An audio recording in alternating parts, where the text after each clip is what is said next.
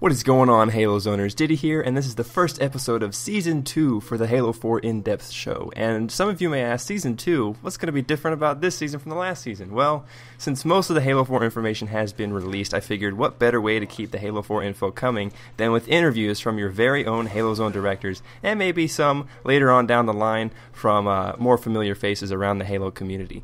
But today, I have with me the thug who loves all of his thugettes, Mr. BBK Dragoon. How's it going, man? Doing well. Thank you for having me, Ditty. Stoked for Season 2 of Halo 4 In-Depth. I really enjoyed Season 1, so Season 2 can only be bigger and better, right? So thanks for having me today.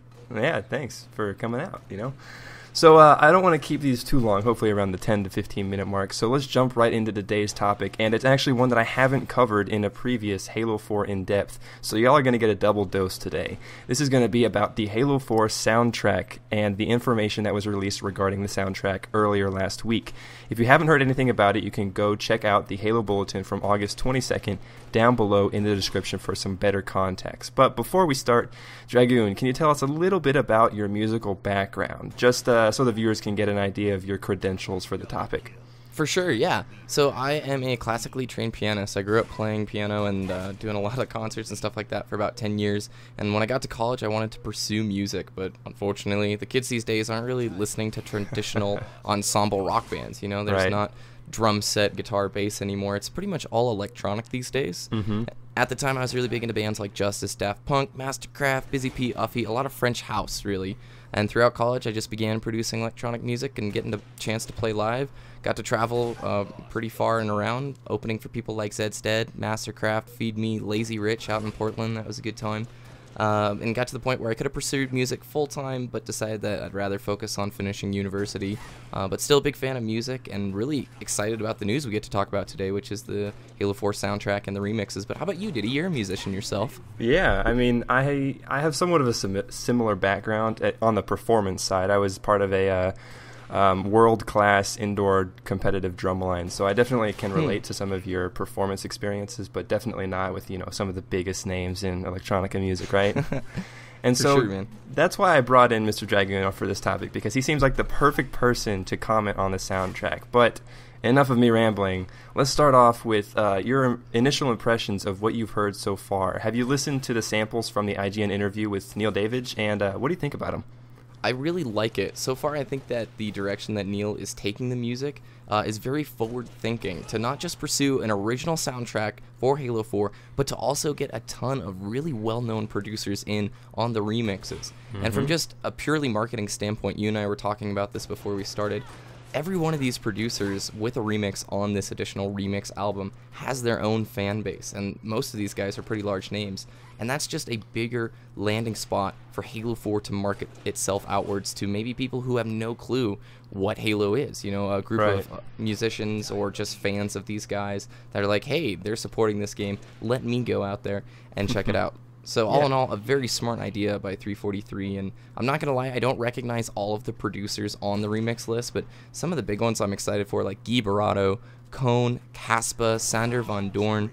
Oh, it's looking good, man. How about you? What are your thoughts? I mean, I've always loved the traditional orchestral arrangement that Marty O'Donnell set. What he did with the original trilogy and all the other Halo games after that. But, the new theme for this music, the soundtrack, I think it's pretty awesome because it really energizes the player. And hearing some of this stuff, I can't imagine what type of setting it's going to be in the campaign, or some other games have background music when we're playing multiplayer, like Killing Floor and League of Legends. Sometimes they have background music, but maybe that would be really cool to think that they might actually do that in multiplayer, but sometimes it might get distracting, Yeah. But I think that the style that Neil Davidge is bringing to the Halo franchise is really innovative. They talked about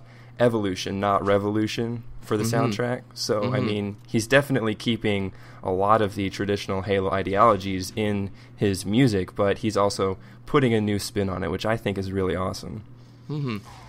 So, what do you think about, I guess we just kind of touched on this, but do you really like the new approach that Neil Davidge is doing as opposed to the Marty O'Donnell legendary orchestral masterpiece that he did? Yeah, I think you hit on the points really well there. Marty O'Donnell's soundtrack was virtually synonymous with Halo. You know, the original trilogy. I looked forward to the soundtracks just as much as the game. It almost was a character of it into itself.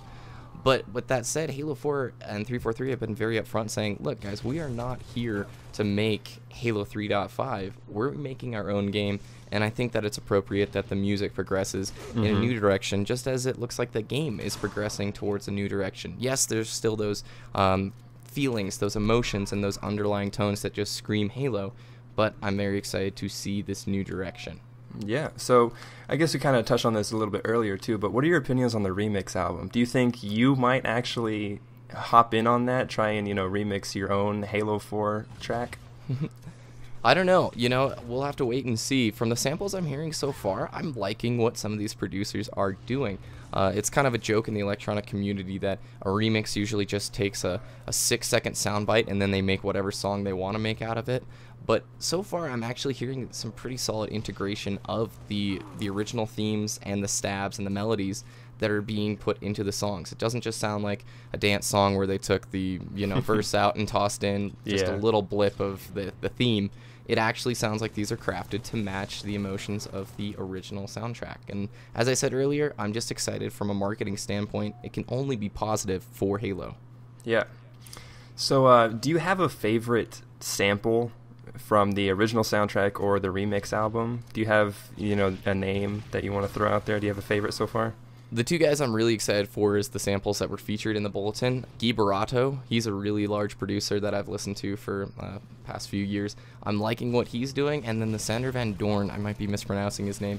The remix I'm hearing from that so far sounds awesome. A lot of the rock names that they have in there I'm not too familiar with, but I'm pretty stoked to see if we as video producers are going to be able to use this remix content within our videos, within edits, montages, or just how it's going to play into the actual game. So with that might lead us into talking about the two different versions of the soundtrack that will be released that you were mentioning a bit earlier, Ditty. Yeah, that's actually one of my next topics. I think we should mention that there is going to be a standard and a special edition to these original soundtrack and the remix albums. And the special edition runs for around $75 US, but it's not just the two CD albums in there. You get access to exclusive Making of Halo 4 music DVD containing over 70 minutes of behind-the-scenes footage.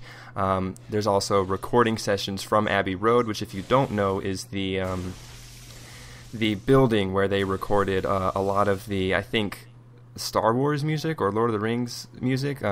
This is huge place in England where it's very well renowned in the orchestral recording music industry. And you also get exclusive hardcover book for the Making of Halo 4 music, featuring production and composition notes from Neil Davidge himself, plus exclusive behind-the-scenes photos and exclusive artwork images, and exclusive 12-inch Neil Davidge signed art print, exclusive 180G heavyweight 12-inch vinyl full-color picture disc of Master Chief and Cortana, and a uniquely designed sleeve bag exclusive avatar art exclusive avatar t-shirt download. There's a lot in this special edition, man. Man, there's a ton. Yeah, and the first 5,000 orders will all be individually numbered in a limited series and personalized by Neil Davidge himself. So if you think you want to drop those 75 bones for that special edition, I think I might actually consider that with all that extra content. So but if you just want to, the standard price is around, I think, $14 for the original soundtrack, and I think it's around $10 for the remix album. I could be wrong on that. But if you want to go ahead and get those soundtracks, they are available for pre-order now. They launch October 21st, and you can... there's details down below in the description. So I think that's all we have time for today. Thanks so much for coming out, Mr. Dragoon. Is there anything you'd like to say to our awesome Halo Zoners?